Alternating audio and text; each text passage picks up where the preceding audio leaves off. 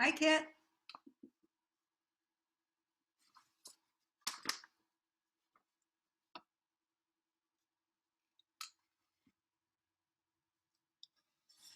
How are you today? You're muted. Hi, Dorothy. Hello. Hi, everybody. What's that? Kit, are you going to say something? Not really, just Okay. greetings and salutations. Thank you. Thank you. Nice to see you. My dad always said that. Pat? My dad used to say that. Yeah, mine too. How you doing? Good. How about you? I'm doing good, I guess. Everybody's got their 2 shots now, right? Yeah. My granddaughter in Virginia is sick with a sore throat, so she's going to be tested for COVID today. So we're hoping it's okay. Yeah. Yeah. I hope so. I hope so. There's Robert. Hi, Robert. And Jock is on. Hi. So. Let's see. Hello, everybody. Hi, Robert. Hi. Hi, Robert. Welcome, welcome, welcome. So, Dorothy, are you going to the Y now? Not yet. I went to Stretch and Flex last Wednesday. How was it? It was good. Were there many there? No, because you have to register, so there can't be too many. Oh, But yeah. there were probably 8 people. Well, that's a good group. And do you have to wear masks? We didn't in the class. You have to when you go into the Y, Oh, okay. but everybody took them off for the class. They're all old people, and they've all had their shots. Ah, okay. So what do you feel about having the shot and how it affects the, well, the variants? Because we listened to a doctor in the area, and I forgot his name. He was on at Rotary yesterday, and he said that, quote, it seems as though it's effective against the variants with regard to keeping you out of the hospital. But, quote, seems is the thing that bothers me. Yeah. I know it is. That is kind of a scary thing. Yeah. Yeah, that's the only thing. That's what's keeping me from going to the Y. So, Me too. yeah, it's just until they know, and I don't know how long that'll be before they know, but hopefully soon. Hopefully soon. Yeah, I was waiting until we got some kind of a report, what they were thinking, how bad it was or whatever. Right. So I hope we hear soon. I got my first shot yesterday. Congratulations. So, Hi, Carol. Hi, Robert. Good to see you. Yeah, good to see you too. this may be all we have today. I heard from 6 other people that either have something to do or whatever. So, hi, Holly. Hi, Holly. This may come as a shock to you all, but I've decided to take a sabbatical. So I decided that this will be the last Tuesday afternoon that we have class. I just decided that a little while ago. Ah, I think you deserve it, though. Thank you. yeah, I do too. It's time, But I'll miss it. it's time for me to enjoy summer and stop doing all this research. And yeah, so the other thing I was thinking is that maybe to do, and I'll work this out, but I'd like to get feedback too, and you guys can email me, but maybe to just do guided meditations and discussion, because that's easy enough. I don't have to do any research for that. And maybe meet to do that and do it in the morning. I would prefer to do it in the morning too. So you guys can let me know. I'll be sending out an email about that and Okay. get feedback and all. So But so anyway, enjoy today because we won't be on next week. I'm figuring, I'm seeing the interest wane because I think people are getting their shots. They're out able to go and do things out in the world that that we couldn't do for the last year. So why be home on Zoom if you can be out, playing? So anyway, I'm glad you're all here today. So, so what I decided I would do is, I don't know how many of you have heard of Anthony DeMello. He was a Catholic priest and storyteller, a really good storyteller.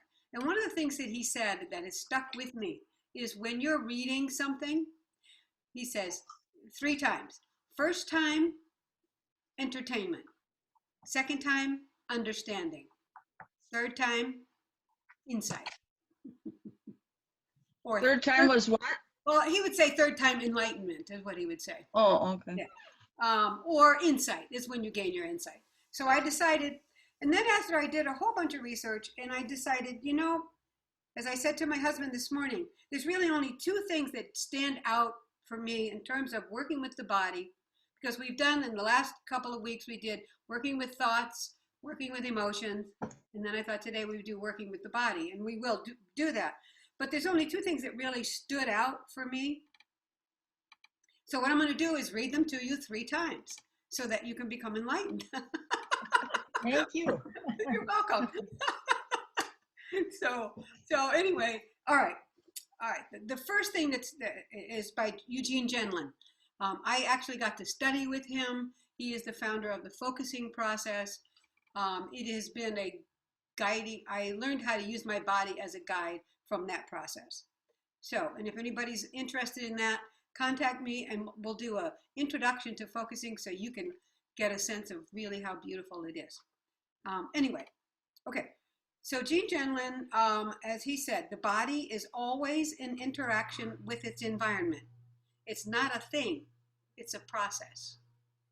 Okay. And the second thing I'm going to read is Philip Moffat quoting the Buddha. And he says, when the Buddha had his enlightenment, he touched the ground and said, "The earth is my witness and support." In touching the earth, the Buddha was not only calling on the earth goddess to be his protector, he was saying, the earth is my body.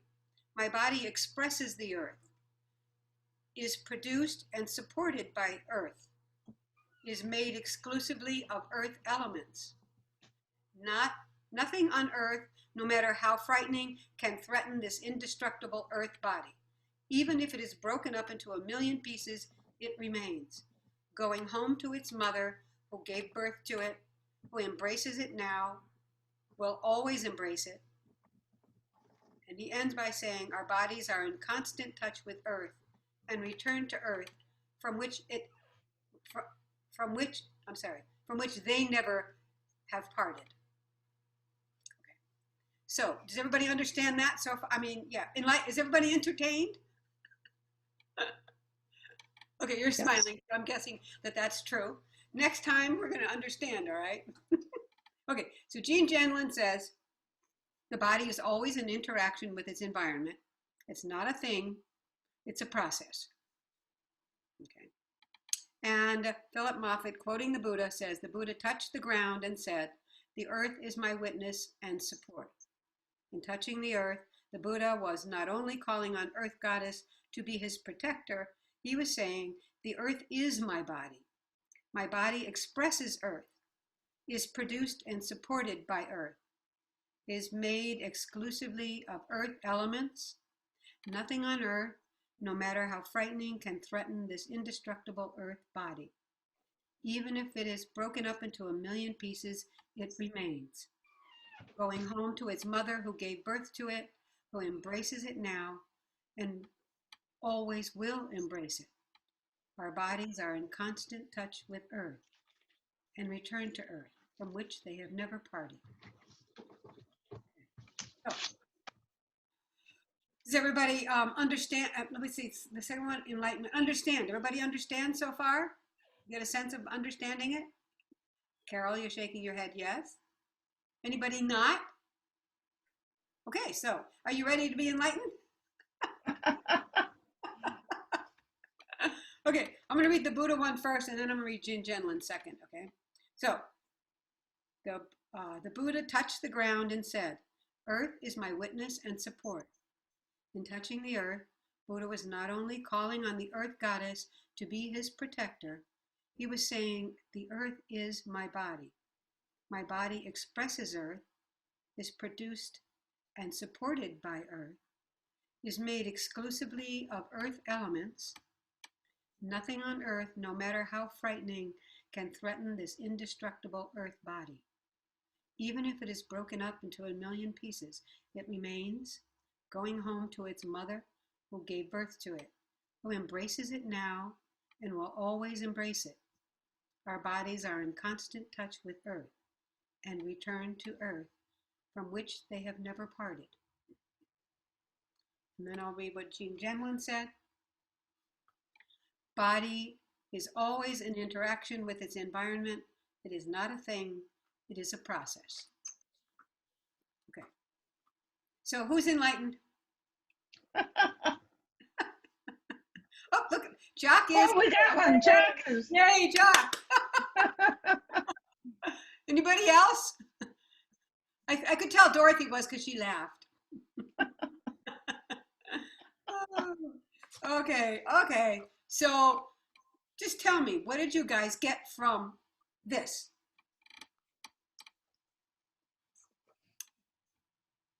Well, it made me think of the people who believe in green funerals. Have you heard of green Yeah. funerals? Yeah. My daughter wants to have a green funeral. Mhm. Me too. Yeah. So what is a green funeral? Well, my understanding is they just dig a hole and put you in it. Is that right? Yeah.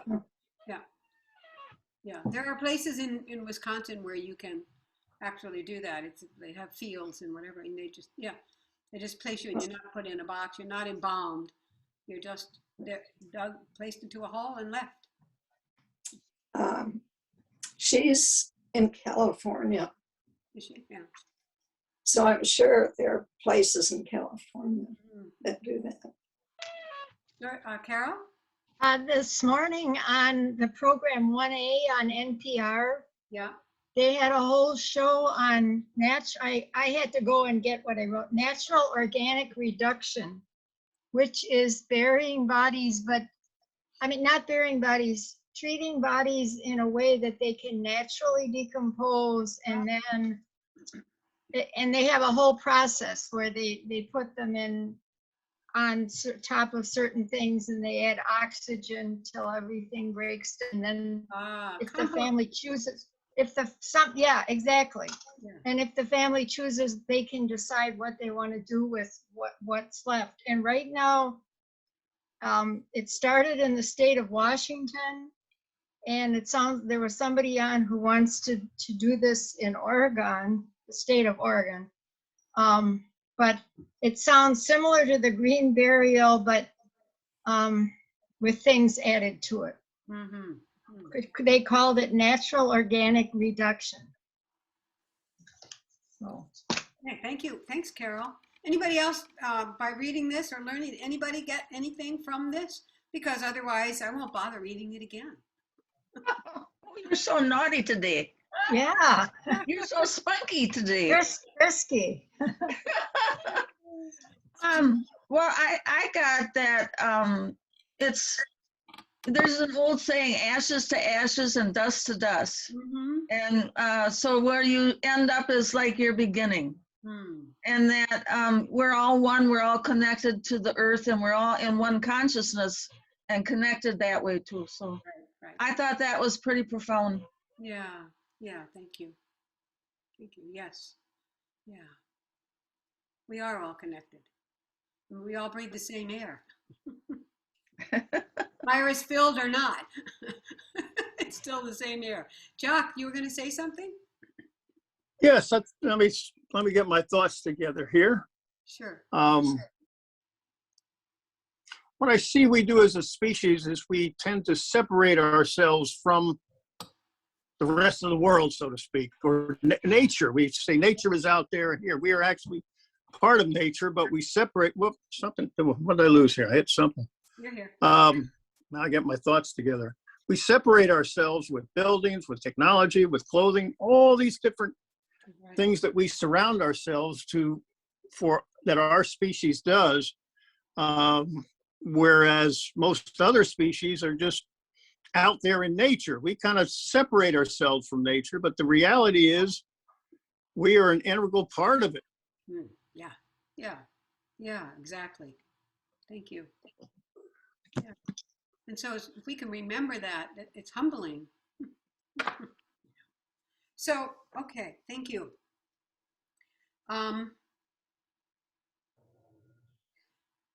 The other thing that I think gets in our way of actually feeling that sense of connection to the rest of the world is the beliefs that we have about our bodies.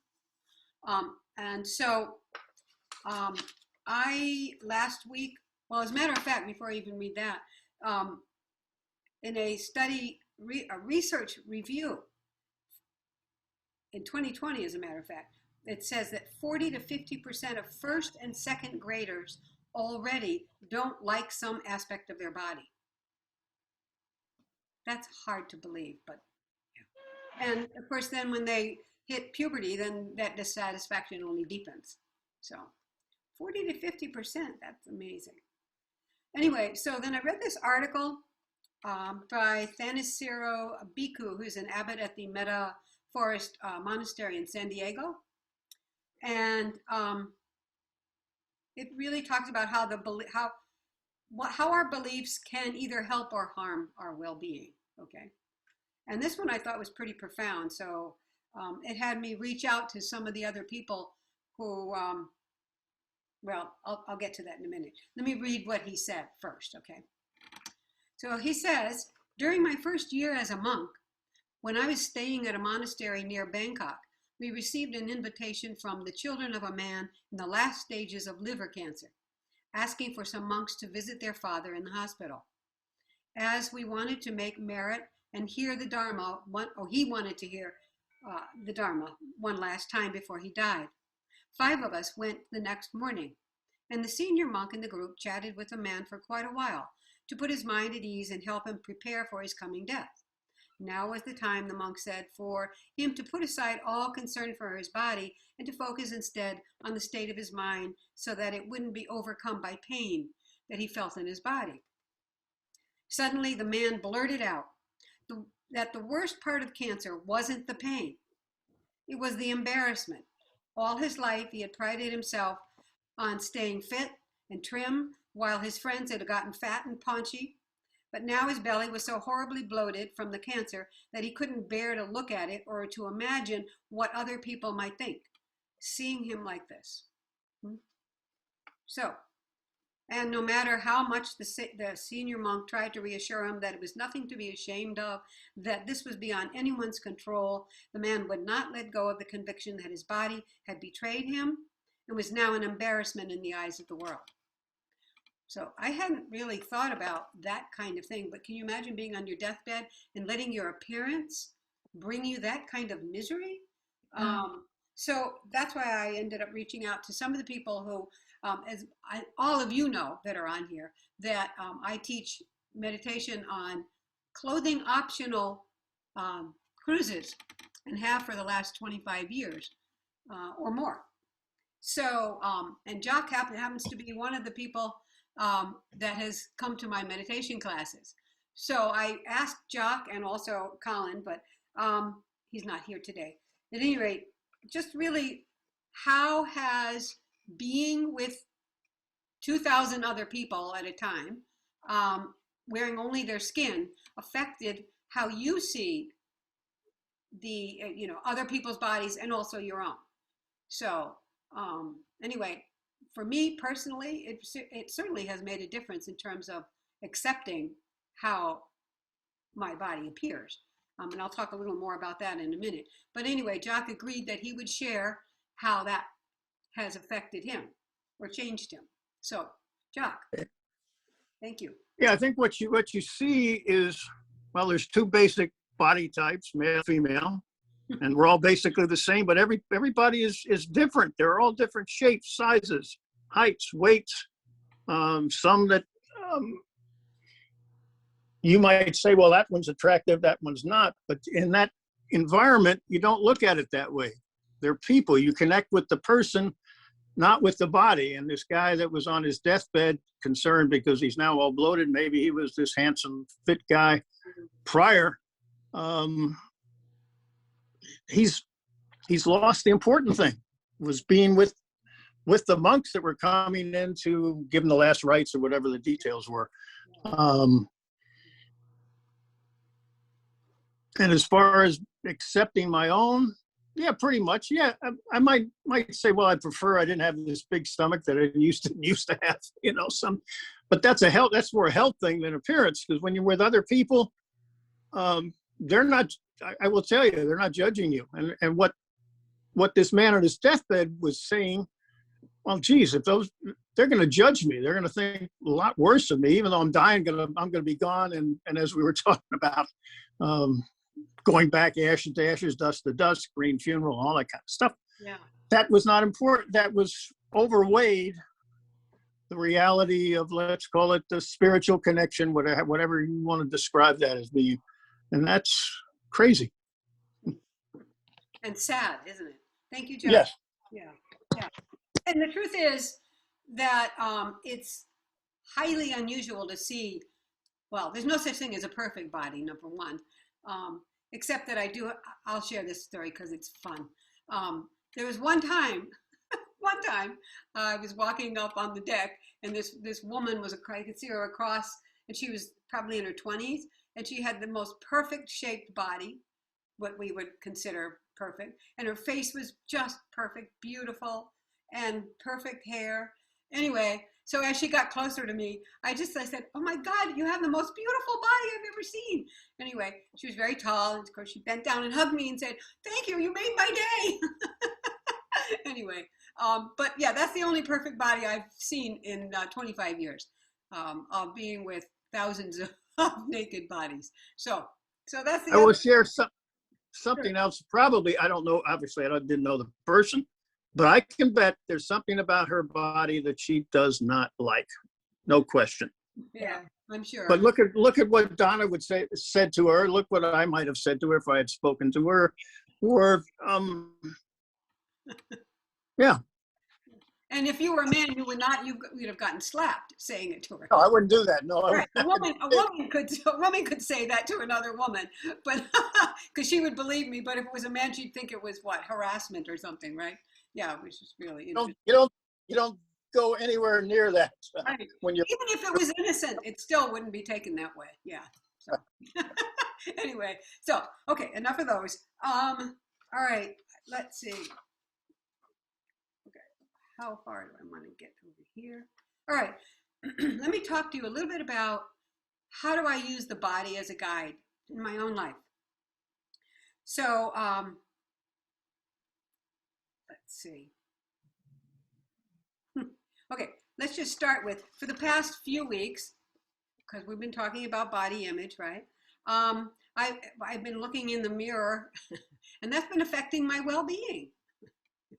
Okay, so because I see all the wrinkles, and so as I was prepping for this class, and I wrote down, if you recognize that your beliefs about your body are healthy and realistic, and then someone else doesn't like them, then that's their problem. It's because we can liberate ourselves from the gaze, the internalized gaze of others, right? And when I wrote that, the idea of internalizing the gaze of others, then I felt some tension in my body. So I decided that what I would do is to sit with the tension and hold it with curiosity to what is this about? Why is my body reacting to the idea of the gaze of others, of what that means for me? So what came after a while was this feeling of sadness, because years ago, you know, having a beautiful face for most of my life, and then, you know, I never really wanted to accept that, you know, oh no, now I'm old and I have wrinkles. But looking in the mirror the last few weeks, I'm going, you know, Donna, you cannot ignore it any longer.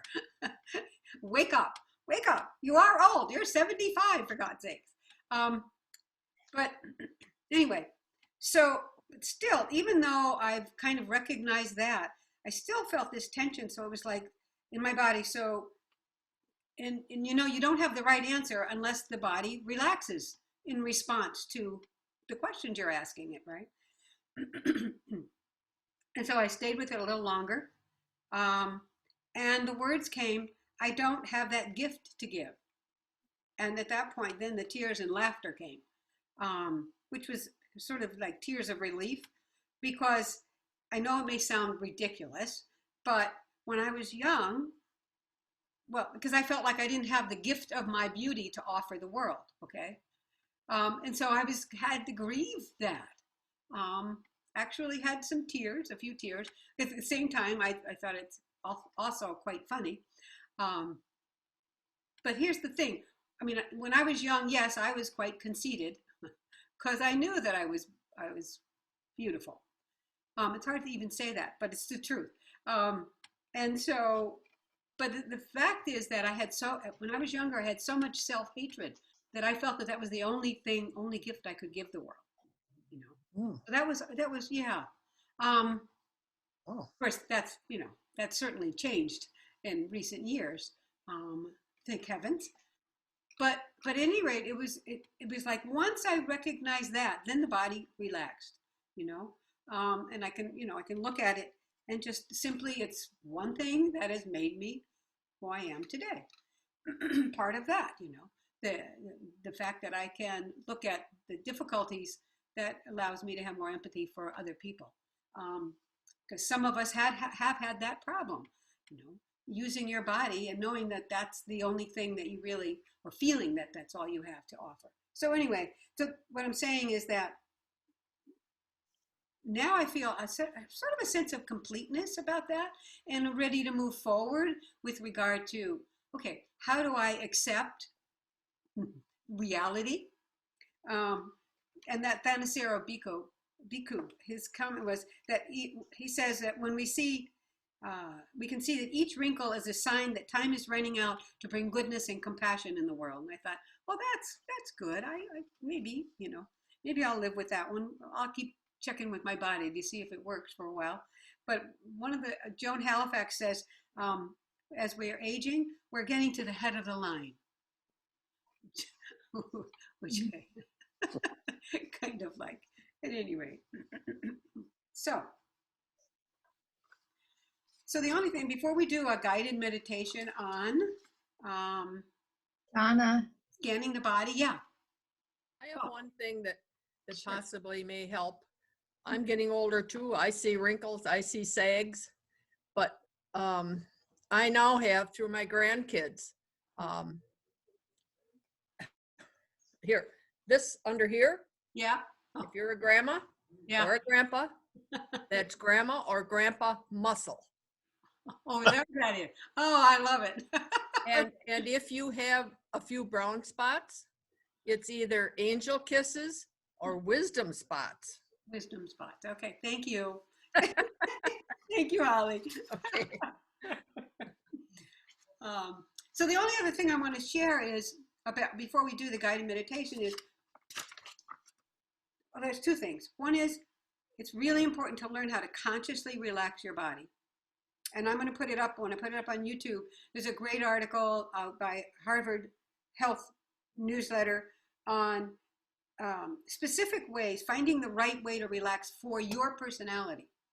In other words, however you react to stress, what's the best way for you to relax? So I'll put that up and I'll have a link to that. The other thing I want to say about working with the body is that it can, if we stay with it long enough, what happens is we practice concentration, we get into deeper and deeper levels of meditation. And what happens is that we go into what is called the jhanas. I don't know whether anybody's heard of that before, but it's a very deep state of concentration, and it's euphoric. It's a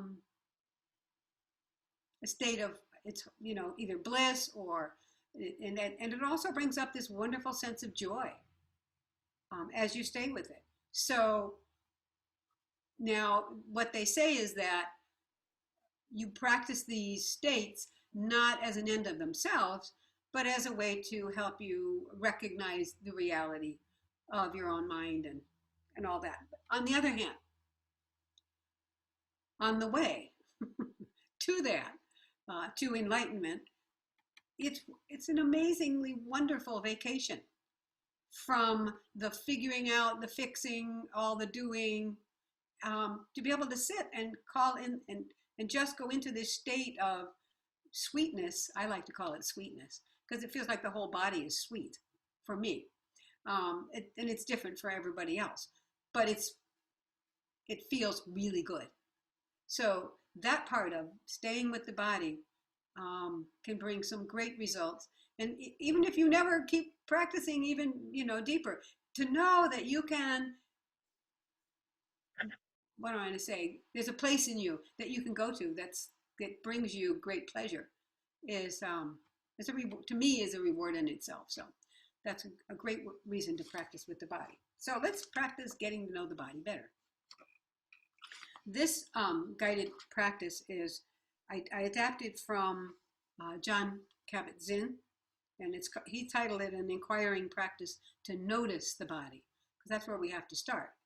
And I just recently read that there is a study that shows practicing the body scan after 8 weeks actually changes the amount of cortisol in when they take your hair and they test it. Cortisol is the stress hormone, so it actually reduces significantly the amount of cortisol in your system. So let's practice, okay? So you may want to get into a comfortable position. Allow yourself to sit, at least for this practice, in a position that's really comfortable. And if your feet are on the floor, that might help you to feel more stable. But if it feels like this is going to, like sitting would be really uncomfortable, then find a position that you know you'll be able to maintain for a few minutes, about 15 minutes, okay?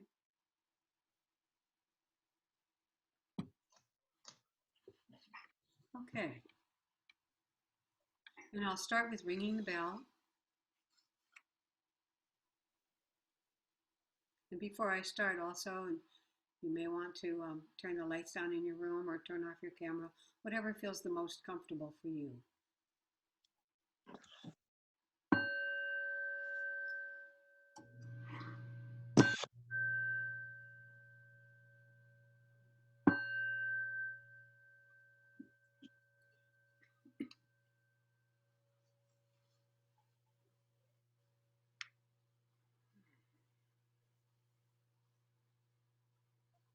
So establishing yourself in whatever posture feels the most appropriate for this moment.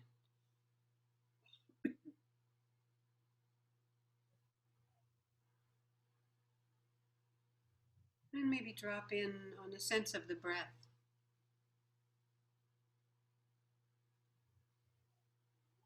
Moving in and out of your body as you sit here, as you live here.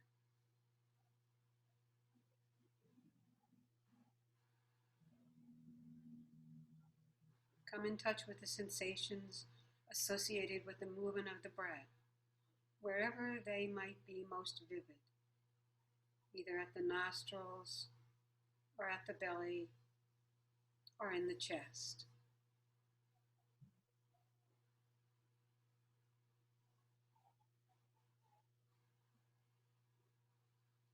Ride on the waves of your own breathing, moment by moment by moment.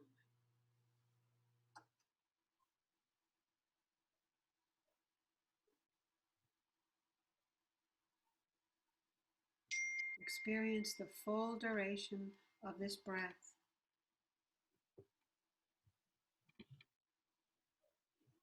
coming in the full duration of this breath leaving the body.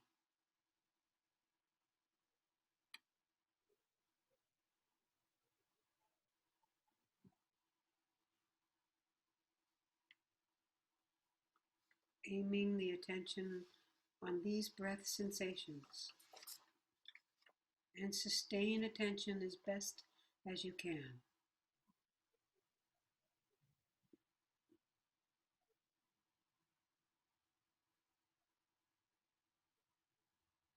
Sensing, knowing the quality of awareness of the breath and of the awareness itself.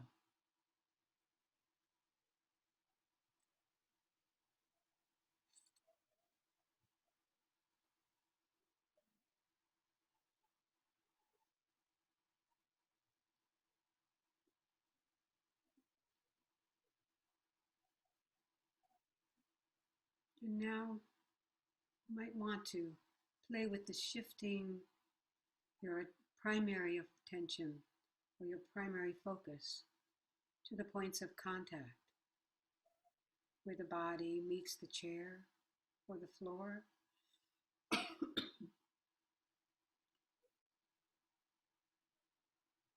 And simply feeling and sensing the sensations associated with that contact, wherever they are in the body.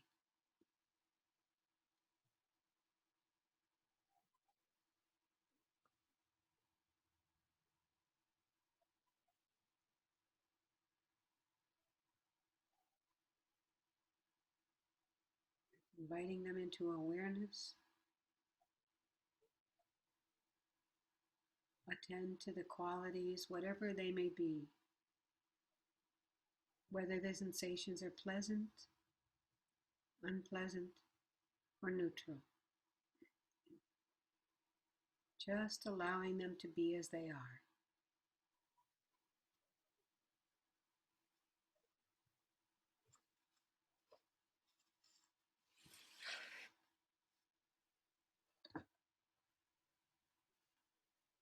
As you rest here in awareness, an awareness that can still include the breath,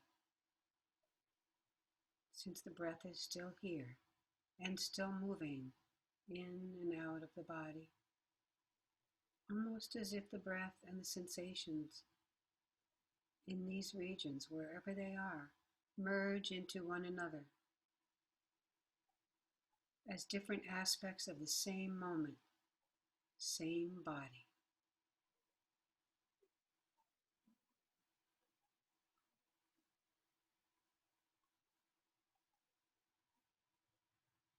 So just noticing that the breath can embrace the sensations of contact, of touch, of temperature and pressure, hardness or softness, whatever they are, and bathe those points of contact with awareness.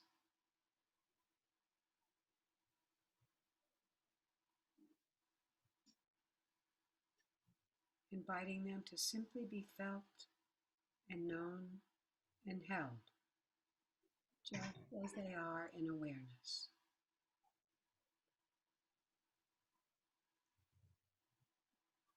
Outside of thought, just the bare sensations themselves, whether mild, moderate, or strong in intensity, whether pleasant or unpleasant or neutral. Not having to do anything about them, merely opening to them in awareness in this moment and allowing them to be just as they are.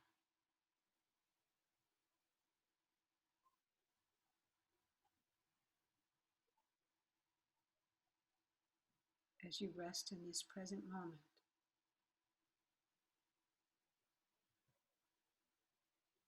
now and now and now.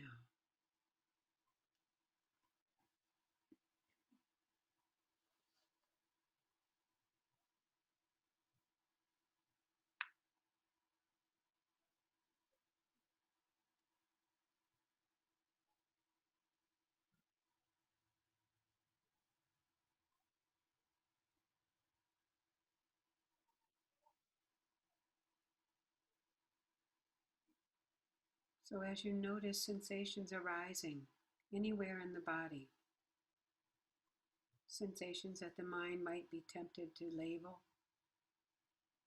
as comfortable or even uncomfortable or painful. And instead of reacting or recoiling or distracting yourself in this moment as we normally might, simply opening and allowing.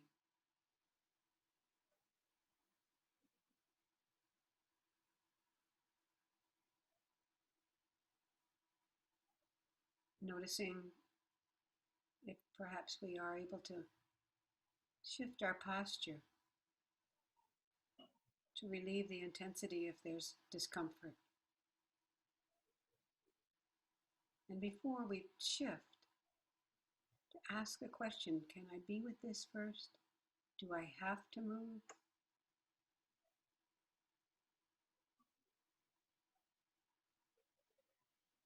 And then if you need to move, if you know that that would be best for your body, to have the intention to move mindfully,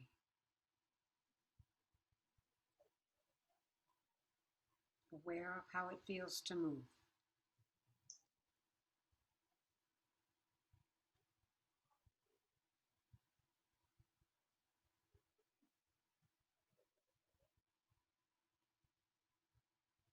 And then scanning down now through the body, just noticing if you feel any sensations in the feet.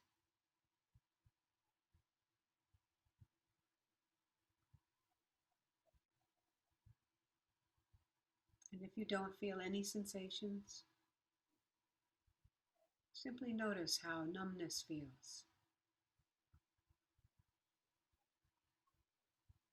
Moving up through the legs, aware of the calves,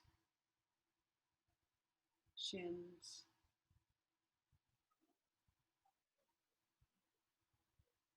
noticing if there's any sensations there. Knees,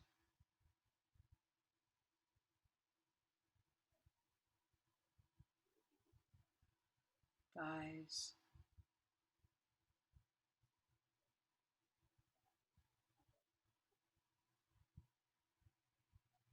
allowing whatever is appearing in the legs.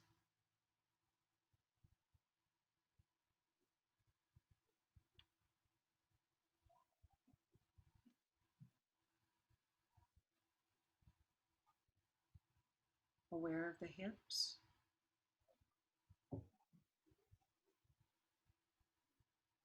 the whole pelvic girdle,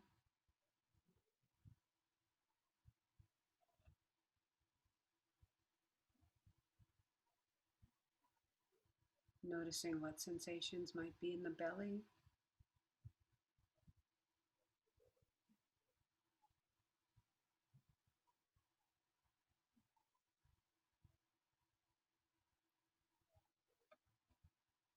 and as you notice if there is tension anywhere, you might want to invite it to relax, but just an invitation, with no expectation of it releasing, just inviting.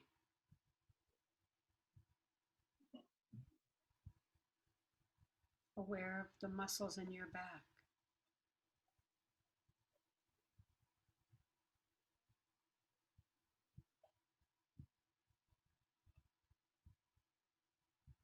bringing the attention to the chest and inside the chest. Can you feel the heart area? Just aware. You might feel a sense of warmth in the chest.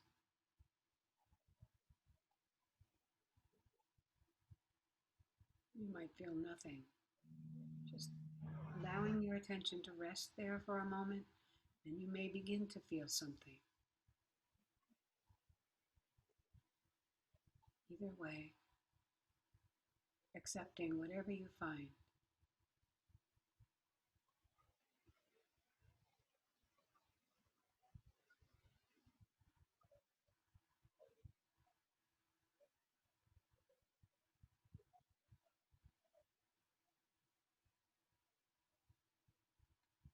Moving up, aware of the shoulders.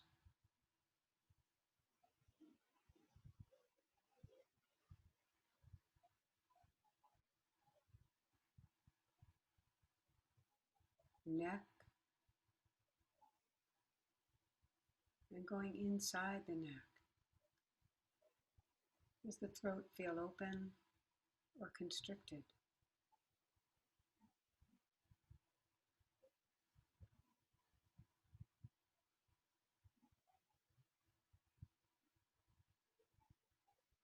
Aware of the back of the neck.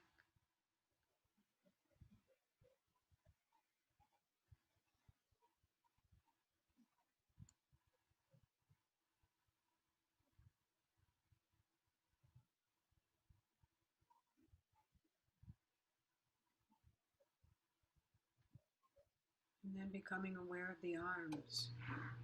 Upper arm.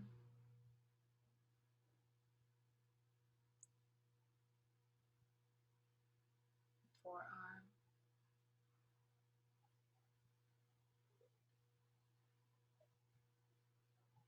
Hands. Aware of sensations inside the hands. And if you're not feeling any sensations in the hands, you may want to move them a little bit, just sort of waving a little through the air.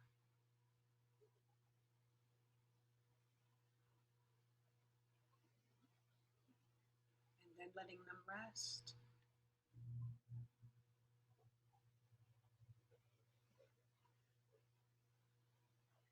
Noticing if you feel tingling. Noticing the temperature of the hands.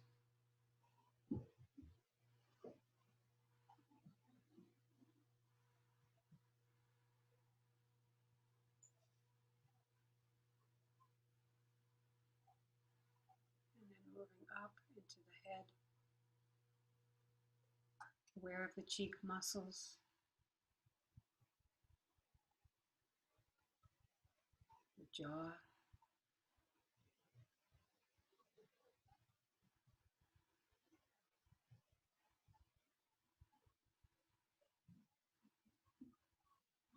Noticing the lips. The tongue.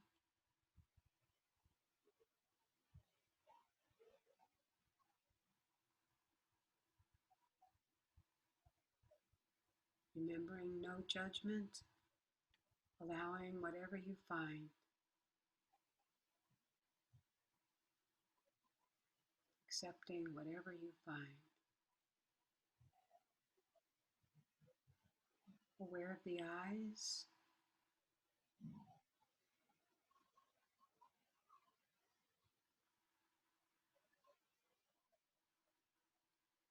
and the forehead.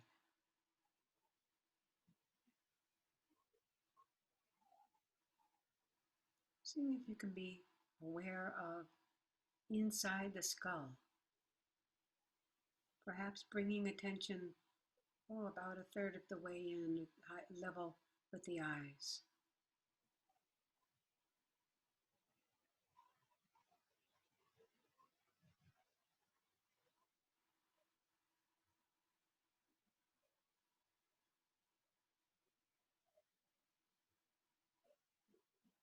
Noticing if your breath has changed.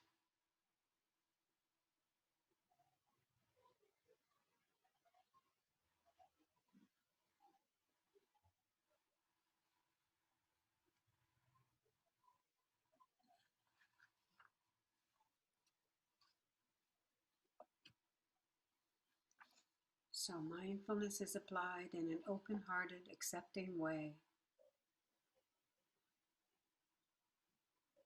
And when you're ready, if you care to, you can allow or invite the field of awareness to expand to include the entire envelope of the skin.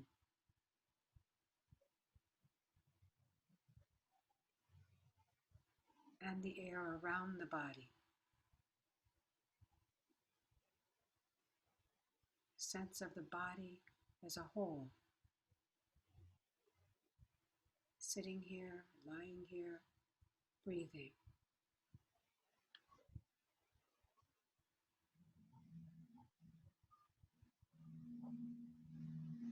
To include this entire universe of sensation we call the body.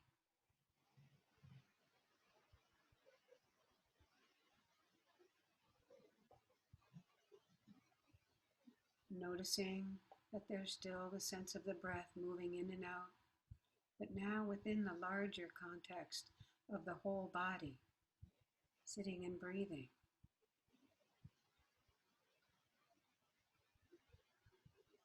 Feeling the body as a whole.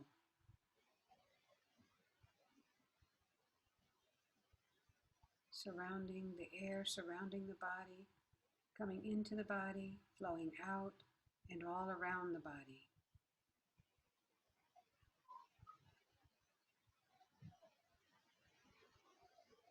Awareness, embracing the body.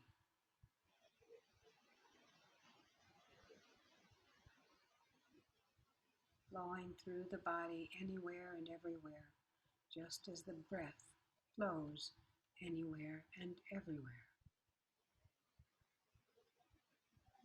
Perhaps you can even feel or imagine your skin breathing, which of course it does. The whole body, including the sense of the body's position in space.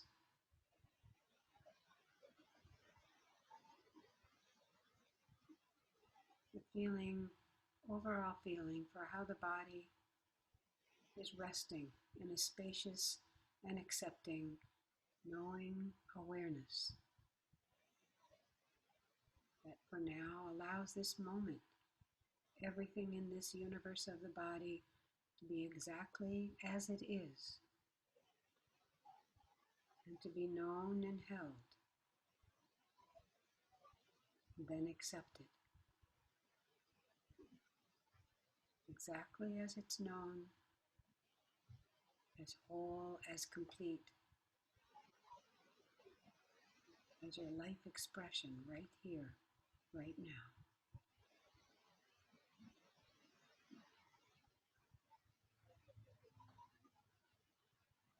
Awareness filling this miracle of this body just as it is.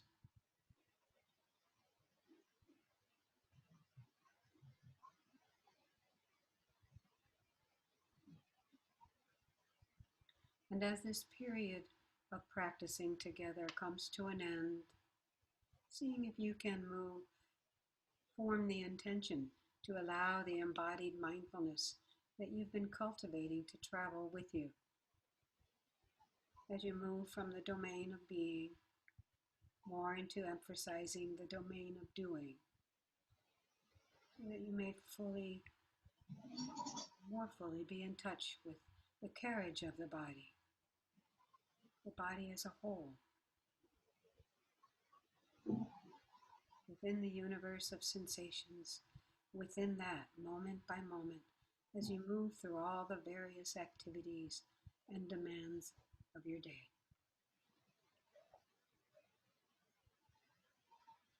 In a moment, I'll ring the bell to finish.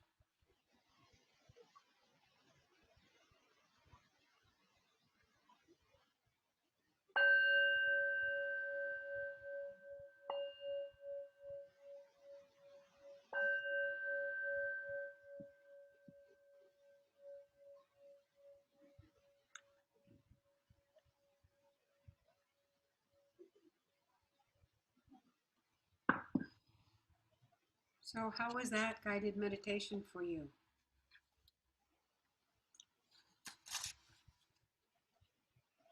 Anybody want to share? Yes. Holly? When you talked about the heart and the warmth, right then I wanted to hug somebody, my two boys or my grandkids, and feel their heart against mine. Yeah. It just wanted to do the. Thank you, Holly. Anyone else? Dorothy? I found that to be really relaxing and I would have thought I was relaxed in all the parts of the body, but I wasn't. And there were sensations going on all over that I wasn't aware of until I concentrated on them. So that's kind of interesting to do. You could do that on your own, just go through your body and Right. feel the sensations there. And then breathe in some relaxation maybe. Mm-hmm. Yeah, that study that I read earlier, what they say, 20 days, doing 20 minutes a day, they said for 8 weeks, really did make a difference in terms of stress level. The stress. So just go through the body and check it out? Yeah, just going through the body and yeah, check it out, being aware of and being accepting of whatever you find, but just being aware of all the parts. Yeah. And you can find does that have a name? just body scan. Oh, body scan, okay. Yeah. You can also go through this one too, and find this on YouTube too. I'm thinking what I might do too is put up some just guided meditations on YouTube so people can just use, so if you pick out subjects, let me know, and then I can do a guided meditation. Your voice is very good for meditation. I know that. Thank you. So that's why I'd like to do that, and put it up because that would be good. Yeah, I would like that. Great. Okay. So, anybody else want to share how that guided meditation was for you? Yeah, I can do so. Actually, during that, I was feeling all my existing aches and pains throughout my body, which are there and really weren't there a year ago. And a lot of that may have to do with staying at home, less exercise. My life is, I'm generally always going somewhere, and I've done some, but not much. And I just experienced that, but going through each part of the body, I was aware of what's happening there. It's kind of become the focus for me. Were you able to just allow it to be, or did you have a sense like, I got to fix this? No, I'm used to it.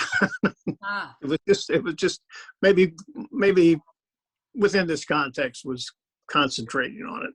Let's put it that way. Mm-hmm. I think that's the difference. I had two other comments. Mm-hmm. One, we talked about the connection of the skin. Well, when you don't have any clothes on outdoors, there is a real connection of being one with the outdoors that you don't have otherwise. And it's very real and true. And Donna's shaking her head yes, so she knows what I'm talking about. And the third related to the man dying with his bloated body and stomach, etc. There's a little portion here that I thought about at the time. And I don't read the whole, it all doesn't relate, but I think, don't take anything personally. When you are immune to the opinions and actions of others, you won't be the victim of needless suffering. And his concern was what all the other people were going to think about. Right. Yeah. Rather than just accepting what is and coming from his heart. And like that monk was trying to telling him to let go of the body and focus on his mind state. Because that, so that he wouldn't suffer from the pain, but he was suffering from the emotional pain of it. Yeah. Unfortunately, yes. Yes. Yeah. So I think we can learn from him. That however our bodies look, to know that it's from deep in here. Yeah. Yes, the heart is what's the important part. Who you are as a person, not necessarily what your body looks like. And it's going to be indifferent throughout your life, as Donna's expressed about herself. It's going to be in different sizes, shapes, and forms. That's right. That's just how it is. You just have to accept it. That's how this life is. Yeah. I think first impressions are, you make a first impression, but you're kind of taught that as a kid, I think, that first impression. But after you get to know somebody, and like Jacques says, you get to know their heart, you don't even notice what their body looks like anymore. It's true. That's true. It's correct. Not important. It's how, what a warm personality they have, or how they care for people. that becomes more important. Yeah, and I think what happens is you're talking to their heart and not to their body. Right. Yeah, that's a good, I like that. Yeah. So. Yeah. Thank you. Thank you. So anyway, yeah, I think I will put up the there is a body scan that you can do at mindful.org. And where they were talking about that study where people had done it for 20 minutes a day. So it's a 20-minute body scan. So I'll also put that up on YouTube and you can have a link to that. Okay. So is that YouTube under your name? Yeah. If you just do Donna Jhanas YouTube, Okay. then you should find the list. Yeah. Holly? I tried Donna Jhanas YouTube a couple times. Yeah. And it did not come up with you. Ooh. It Okay. came up with Jhanas. There's a Somebody else. Okay. singer or whatever. I couldn't Okay. get it. Then what I'll do then is I will send you out the names of them. So, or the links to them is what I'll do. Okay. That way, and then you'll know the names of them and we'll do that. Okay. Thank you for letting me know that, Holly. Yeah, thank you. Because if I type it in, I guess because I'm the creator, it goes right to it. But Yeah. True. okay, thank you. I will make sure I take care of that. Okay. Well, it's 1 more minute, so we're at the top of the hour. So you may want to unmute and say goodbye since we won't be meeting again for a while. There's the last sentence in a Rupert Spira poem, Mhm. and it says, "Parting without parting." I love that. I like that. I just love that phrase. Yes. That sentence. So Did I miss something in the beginning that you said we're not meeting? oh yeah, this is going to be my last week. I'm going to take a sabbatical. So we won't be meeting Okay. online for a while. I'll send out an email and we'll maybe do it, who knows, like Tuesday mornings and just do guided meditation so that I don't have to do any more research for a while. Understand. Yeah, right. Yeah. Okay. Okay. Thank you. Okay, well, let's part without Okay. parting. Yes. Thank you very much, Donna. You're welcome. Thank you. Bye-bye. Thank you very much, Donna. Bye. Bye. Thank you. Bye, Namaste. everybody. Bye. Take care.